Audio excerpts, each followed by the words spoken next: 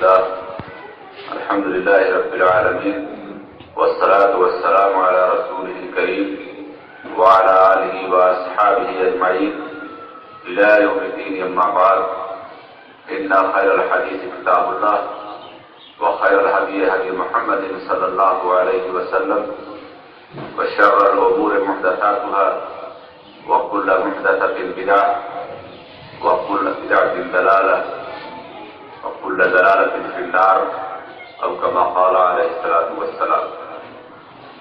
رب اشرح لي صدري ويسر لي أمري واحلل عقدة من لساني يفقهوا قولي. رب يسر ولا تعسر وتمم بالخير. تمام تعریف اللہ رب العزت کے لیے ہے. درود و سلام ہو حضرت محمد صلی اللہ علیہ وسلم پر. حاضرین محترم، پچھلے خطبہ جمعہ سے ہم نے ایک سلسلہ شروع کیا تھا جو نماز کے بارے میں ایسے پہلو پر مبنی تھا جس کو جاننے کے بعد نماز کی حقیقت سے ہم اچھی طرح سے انشاءاللہ واقف ہو جائیں گے. اور وہ نماز جو ہمارے اتحاد و اتفاق کی علامت تھی، اس کو ہم نے کن غلطیوں کی وجہ سے انتشار اور اضطراب کا ذریعہ بنا دیا. نوبت تو یہاں تک پہنچ گئی ہے کہ ابھی چند دن پہلے اخبارات میں یہ خبر آئی کہ نماز کے بعد یعنی سلام چڑھنے کے بعد درود و سلام پڑھنے کے موضوع پر دو فرقوں میں مسجد ہی میں ایسی لڑائی ہوئی کہ ایک بچہ اپنی جان سے ہار کے بیٹھا. یہ کوئی نیا واقعہ نہیں. اس طرح کے بے شمار واقعات اس امت کی تاریخ پر موجود ہیں. اس سلسلے میں میں آپ کے سامنے یہ بتانے کی کوشش کرتا اور کروں گا کہ نماز کی اصل کیا ہے اور نماز کے وہ حصے کون سے ہیں جو اصل نہیں ہیں بلکہ اختیاری ہیں، آپشنل ہیں. کوئی کر لیتا ہے تو وہ اجر و ثواب کو مستحق ہوگا، نہیں کرتا ہے تو کوئی مسئلہ نہیں ہے، وہ کوئی موضوع نہیں. میں اس کو 4 حصوں میں تقسیم کیا تھا کہ ایک حصہ اس کی نماز کی اہمیت و عظمت فضیلت پر ہوگا، جو پچھلے خطبے میں ہو چکا، اور اس کے بعد قرآن مجید میں نماز کے بارے میں کیا باتیں ہیں. یہ وہ اعمال ہوں گے اس حصے میں جس کو کرنا ہر حال میں ضروری ہے. اگر وہ چھوٹ گیا تو نماز نہیں ہوگی، نئے سرے سے آپ کو نماز پڑھنی ہے. پھر تیسرے حصے میں ہم نماز کے ان حصوں کو سامنے لے آتے جن کو کرنا نماز میں اسی طرح ضروری ہے جس طرح قرآن مجید میں بیان ہوا ہے. جس طرح قرآن مجید کے جو اعمال ہیں وہی حیثیت اس کے بھی ہے. فرق صرف یہ ہے کہ یہ حصے اگر آپ بھول جائیں تو سجدہ سب سے کام چل جاتا ہے. سجدہ سب کر لینے سے کام چل جاتا ہے. چوتھے اور آخری حصے میں ہم یہ بتاتے ہیں کہ نماز کے بیان میں ہماری حدیث کتابوں میں فقہ کتابوں میں وہ کون کون سے اعمال ہیں جس کے بارے میں ہمیں یہ تو پتہ چلا کہ یہ نبی کریم صلی اللہ علیہ وسلم کرتے تھے یا کیے ہیں، لیکن خود نبی کریم صلی اللہ علیہ وسلم نے اس کے بارے میں، اس اعمال کے بارے میں 2 لفظ کہنا گوارا نہیں کیا، پسند نہیں کیا، ضرورت نہیں محسوس. بدقسمتی سے اسی حصے کے اعمال کو ہم نے اپنی گفتگو، اپنے مناظرے، اپنے جھگڑوں کی بنیاد بنائی. شیطان ایسا ذہن کو اپنا کام کیا ہے، کتنی چالاکی سے کیا ہے کہ آج ہمارے مناظرے اسی موضوع پر ہوتے ہیں جس موضوع پر نبی کریم صلی اللہ علیہ وسلم نے 2 لفظ نہیں فرمائے. تو اس طرح سے انشاءاللہ بہت ساری اہم باتیں آپ کے سامنے آئیں گی. یہ اگلے خطبے میں انشاءاللہ اس پر میں بات کروں گا. آج مختصراً سورہ قاریہ کی روشنی میں کچھ باتیں آپ کے سامنے عرض کرنے کی کوشش کروں گا. قیامت یا آخرت یہ ایک ضروری چیز ہے، ہر انسان اس کو محسوس کرتا ہے.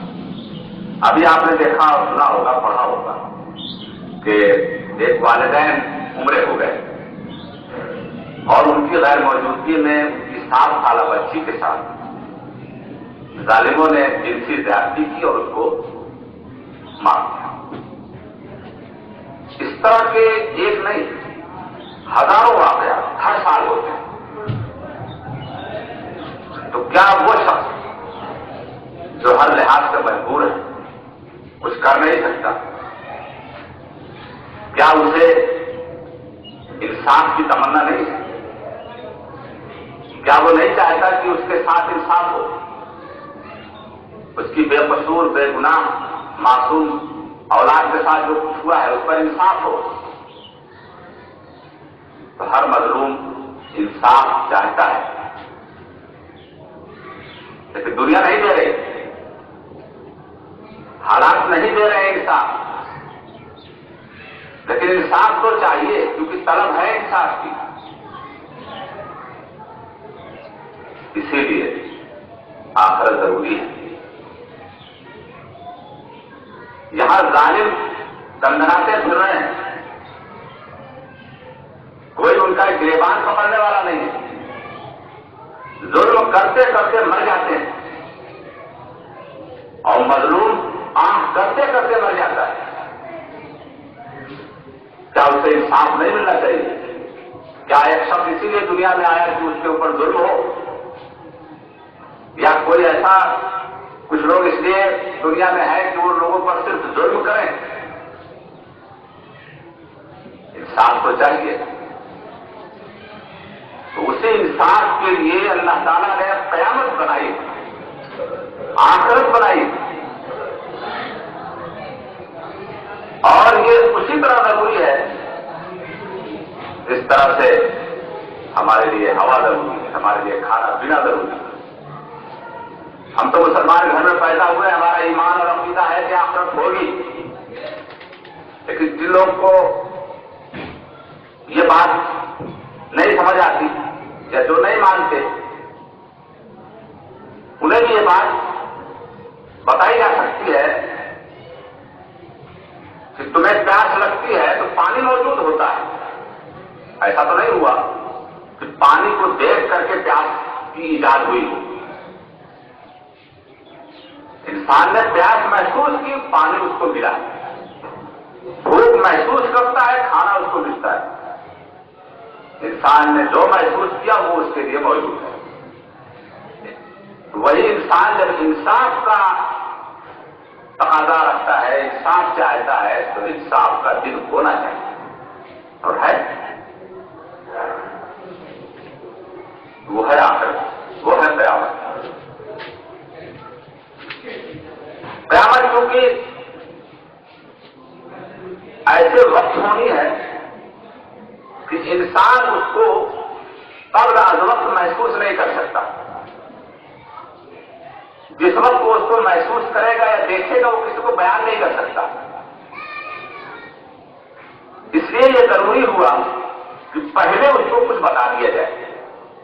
قرآن مجید نے اس کو بتا دیا کہ دیکھو ایک دن ایسا آنے والا ہے اور یہ ہوں گے، تم ابھی سے اس کو محسوس کر لو، کیونکہ جب آئے گا تو محسوس کرنے کا وقت نہیں ہوگا، اس کا سامنا کرنا ہوگا اور تم بیان نہیں کر پاؤ.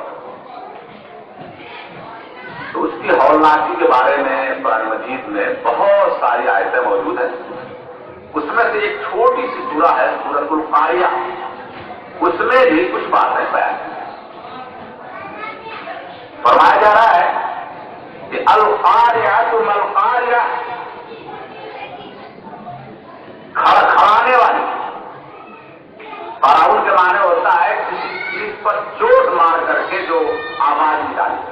چوٹ ماری گئی تو کھڑکھڑانے والے، جیسے کوئی فلائٹ میں ہو اور کبھی فلائٹ جو ہے حادثے کا شکار ہو رہی ہو تو اس کے اندر جو کھڑکھڑاہٹ پیدا ہوتی ہے وہ سفر کرنے والے اس کو سمجھتے اور محسوس کرتے ہیں. تو اسی طرح کا وہ ایک ہلنے کا ماحول ہوگا، زلزلے کا. سورہ آریہ سے پہلے اس کا بیان بھی گزرا، اذا زلزلت الارض زلزالہا، جب یہ زمین پوری قوت کے ساتھ ہلا ماری جائے تو کھڑکھڑانے والی. پھر اللہ تعالیٰ کہے کہ وہ کیا ہے کھڑکھڑانے والی چیز، تمہیں پتا ہے؟ تو ما ادراک ما القاریہ، تمہیں پتا ہے، تم جانتے ہو کہ وہ کھڑکھڑانے والی چیز کیا ہے؟ یعنی انسان نہیں جانتا، تو اس لیے اللہ نے اس کو بتایا. نہ بتایا جاتا تو نہ جانتا. اللہ تعالیٰ کی یہ حکمت ہے، اللہ تعالیٰ کی یہ محبت ہے، انسانوں پر اس کی شفقت ہے کہ وہ ہر چیز کو تجربے کے ساتھ بتا دے رہا ہے، پریکٹیکل. وہ جب یہ کہتا ہے نا کہ ہم دردناک عذاب دیں گے، عذاب علیم، تو ایسا نہیں ہے کہ وہ عذاب علیم اس کے لیے کوئی نئی چیز ہوگی. یعنی کبھی انسان نے درد کو محسوس ہی نہیں کیا ہے زندگی میں اور ایک بیگ اس کو درد کا عذاب مل گیا. نہیں، اللہ نے اس کو درد دیا تاکہ اس کا تجربہ رکھے. کل وہ نہ کہہ سکے کہ اللہ مجھے پتہ ہی نہیں تھا کہ عذاب علیم کیا تھا، ورنہ جو ہے میں ایسی غلطی نہ کرتا. لیکن اللہ نے اس کو درد سے نوازا. اس کو درد ہوتا ہے، چوٹ لگتی ہے، باتوں کا درد، زخموں کا درد، بہت ساری چیزوں کا درد. تو ان درد کے تجربے کو دیکھ کر کے تم اپنے اس درد کے انجام کو یا اس دن کے تکلیف اور پریشانی سے اپنے آپ کو بچانے کی فکر کرو. کل تم یہ نہیں کہہ پاؤ گے کہ مجھے تو پتا نہیں تھا، میں تو سمجھ رہا تھا کوئی معمولی چیز ہے، ورنہ میں ضرور اس کا اہتمام کرتا ہوں. اسی طرح سے یہ ہلکوچے، یہ کھڑکھڑاہٹ سب کا تجربہ ہے ہمارا. ہم آئے بھی تجربات کرتے ہیں. تو اللہ تعالیٰ کہہ رہا ہے کہ تجھے نہیں معلوم، اس کی اصل حقیقت تجھ کو نہیں معلوم، اس لیے ہم تجھ کو کچھ بتا رہے ہیں. یوم یکون الناس کالفراش المبثوث، یہ وہ دن ہوگا، کھڑکھڑانے والا دن یہ وہ دن ہوگا. یہ انسان جو آج اجتماعیت میں نظر آ رہا ہے، جو آج ایک فیملی اور خاندان کی شکل میں نظر آ رہا ہے، ایک جگہ سمٹا نظر آ رہا ہے، یہ بکھرا ہوا ہوگا پتنگوں کی مانند. جیسے پتنگے بکھرے اڑ رہے ہوتے ہیں، گر رہے ہوتے ہیں، مر رہے ہوتے ہیں، بالکل اسی طرح یہ انسان اس روز بکھرا ہوا. قرآن مجید نے اسی منظر کو، اسی قیامت اور آخرت کے ہی منظر کو ایک دوسری جگہ اس طرح سے بیان کیا، یوم یفر المرء من اخیہ وامہ وابیہ وصاحبتہ وبنیہ. یہ وہ دن ہوگا کہ انسان اپنے بھائیوں سے بھاگے گا، اپنی ماں کو چھوڑ کے بھاگے گا، اپنے باپ کو دیکھ کے بھاگ لے گا، اپنی بیوی، اپنے شوہر، اپنے آئی کا واقعہ کسی کو دیکھ کر کے وہ ایک سیکنڈ، ایک پل نہیں رکنا، ایک دوسرے سے بھاگ رہے ہو. کیونکہ جو تکلیف، جو ہیبت، جو منظر ہوگا وہ کسی کو یہ موقع نہیں دے گا کہ وہ کھڑے ہو کر کے کسی کے حال چال لے سکے یا کسی سے درخواست کر سکے کہ مجھ کو بچا لو. تو وہی بات ہے، یوم یکون الناس کالفراش المبثوث وتکون الجبال کالعہن المنفوش.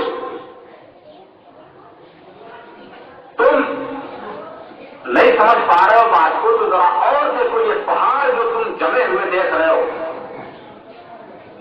یہ جو پہاڑ تم جمے ہوئے دیکھ رہے ہو، جتنا زمین کے اوپر ہے اتنا ہی زمین کے اندر بھی وہ دھسا ہوا ہے.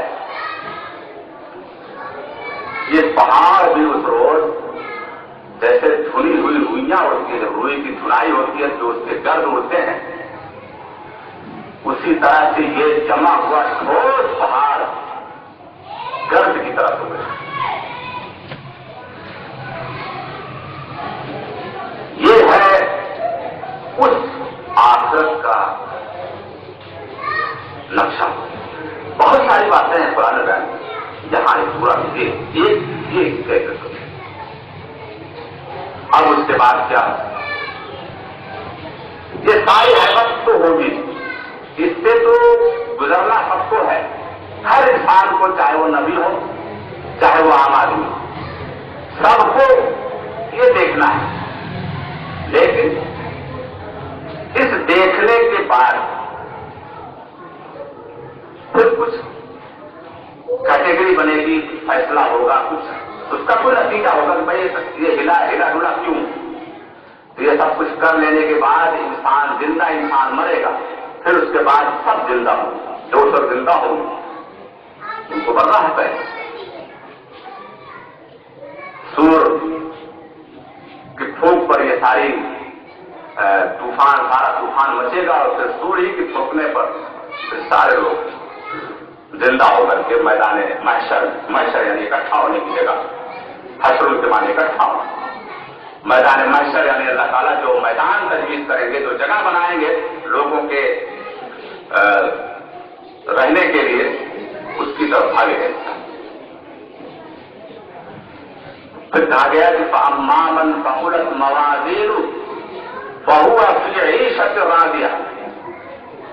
اب اس کا حساب کتاب ہوگا، اس کی بھی بہت سی شکلیں ہیں، بہت سی کیفیات ہیں حساب کتاب. خلاصہ اس صورت میں یہ ہے کہ جس کے وزن بھاری ہوں گے، یعنی جس کے پاس نیکیوں کا عمل ہوگا اور وزن دار ہے. دیکھیے اللہ تعالیٰ کے ہاں نیکیاں تولی جائیں گی، گنی نہیں جائیں گی، کیونکہ گنتی میں ہر کوئی برابر ہو سکتا ہے. بھائی جتنی نماز آپ نے پڑھی ہے، ممکن ہے کہ صحابہ کرام نے جو نہیں پڑھی، ممکن ہے کہ آپ اس سے زیادہ پڑھے ہوں. صحابہ 5 سال، کوئی صحابی 10 دن زندہ رہے اور 10 دن نماز پڑھی. آپ 60 سال زندہ رہے تو آپ نے 60 سال پڑھی، تعداد تو آپ کی زیادہ ہوگی. نبی سے بھی زیادہ آپ نماز پڑھ سکتے ہیں. تمہاری گنتی کوئی ویلو نہیں، وزن کتنا وزن ہے اس کے اندر، کتنا خلوص ہے، کتنی للہیت ہے، کتنے اس میں جذبات ہیں. اصل چیز یہ اس کے لیے اللہ تعالیٰ نے ترازو بنایا ہے، تولنے والا. تو جس کے اعمال وزندار ہوں گے، منافق بھی نماز پڑھتے ہیں، پڑھتا تھا زمانے میں بھی پڑھتے تھے، ہمیشہ قیامت تک پڑھیں گے. تعداد تو ان کی بھی بنے گی، نماز پڑھ رہے ہیں تو گنتی تو بننی ہے، لیکن وزن اس میں کچھ بھی نہیں ہے، کیونکہ وہ مکاری نماز پڑھ رہے ہیں. وہ تو اسلام کے لبادے میں اس لیے ہیں کہ اسلام کو نقصان پہنچا سکے، اس لیے نماز پڑھنی ہے. نماز نہیں پڑھیں گے تو لوگ پیسہ کریں گے. تو وہی کہا جا رہا ہے کہ جس کے اعمال وزندار ہوں گے، فَهُوَ فِي عِيشَةٍ رَاضِيَةٍ. راضیہ من بھاتی، رضا والی، خوشی والی زندگی میں رہیں گے. یعنی یہ حیبت کے بعد پھر ان کے ساتھ وہ اعمال کی بنیاد پر معاملہ شروع ہو جائے گا. میدان محشر میں بھی ان کے ساتھ وہ معاملہ شروع ہو جائے گا آرام دینے کا. اور جنت اور جہنم تو وہ فائنل ہے، لیکن میدان محشر میں بھی اللہ تعالیٰ کسی کو سائے میں رکھیں گے، کسی کو عرش کے سائے میں رکھیں گے، کسی کو گرمی کم ہوگی، کوئی ناک تک پسینے میں ڈوبا ہوگا، کوئی کندھے تک ڈوبا ہوگا، کوئی سب کے ساتھ الگ بات ہوگا. ہاں عجیب منظر ہے، سب قرآن نے الگ الگ شکل میں بیان کیا ہے. تو یہاں یہ ہے کہ جن کے اعمال وزندار ہوں گے وہ فی عیشۃ راضیہ، وَأَمَّا مَنْ خَفَّتْ مَوَازِينُهُ، اور جس کے اعمال خفیف ہلکے ہوں گے، بس ایسے ہی روانے میں کچھ نیکیاں کر گیا، دکھاوے کے لیے کر گیا، لیکن اس میں کوئی وزن نہیں، تو وہ فَأُمُّهُ هَاوِيَةٌ، قرآن مجید کی کے الفاظ کی تعبیر دیکھیے، کے معنی ماں کے ہوتے ہیں، فَأُمُّهُ هَاوِيَةٌ، اس کا لفظی ترجمہ میں کروں، اس کا ترجمہ ہوگا کہ اس کی ماں گڈھا ہوگی، گڈھا، گڑھا، یعنی ماں، اس کا تصور آپ کیجیے کہ ماں اپنے بچے کے ساتھ کیا معاملہ کرتی ہے، جس طرح سے گود میں بڑی محبت سے چپکا کر کے تھپکا کر کے ماں اپنے بچے کو رکھتی ہے، اسی طرح وہ گڈھا اس کے ساتھ معاملہ کرنے والا ہے، یعنی خوب پیار سے آ جاؤ بیٹا، بہت موج کر لیے، بڑا انتظار تھا، آ جاؤ، کہاں سے، تو فَأُمُّهُ هَاوِيَةٌ، تو اس کا انجام ہاویہ ہوگا، بالکل مامتا کی طرح سے، چھٹنا نہیں ہے، کسی دشمن کی گود میں آپ چلے جائیں تو ہو سکتا ہے 2 منٹ کے بعد اٹھا کے پھینک دے اور آپ بھاگ کے نکل جائیں، ماں تو نہیں پھینک دی نا۔ تو الفاظ قرآن مجید کے وہ آپ کو ایک احساس آپ کو دلاتے ہیں کہ آپ محسوس کرو، کیونکہ یہ سب غائب ہے، یہ سب غائب ہے، تم کو تجربہ اس کا نہیں کرایا جا سکتا، یہ تو آخری انجام ہے، اس کے بعد پھر واپس نہیں ہونا، اس لیے محسوس کرو، الفاظ سے محسوس کرو۔ فَأُمُّهُ هَاوِيَةٌ وَمَا أَدْرَاكَ مَا هِيَ، پھر اللہ تعالیٰ کہتے ہیں کیا سمجھ گئے کہ یہ گڈھا کیا ہے؟ نہیں سمجھ گئے تو پھر سے سنو، نار حامیہ، دہکتی ہوئی بھڑکتی ہوئی آگ کا گڈھا، دہکتی ہوئی آگ، یہ گڈھا جس کو ابھی بتایا گیا، یہ گڈھا آگ سے بھری ہوئی، تو یہ چھوٹی سی سورہ جو ہے ہماری زندگیوں کو پلٹنے کے لیے کافی ہے، بس شرط یہ ہے کہ انسان دل سے اس کو سنے، دل سے محسوس کرے۔ اللہ تعالیٰ سے دعا ہے کہ اللہ تعالیٰ دین کا صحیح فہم عطا فرمائے اور اس کے مطابق زندگی گزارنے کی توفیق عطا فرمائے۔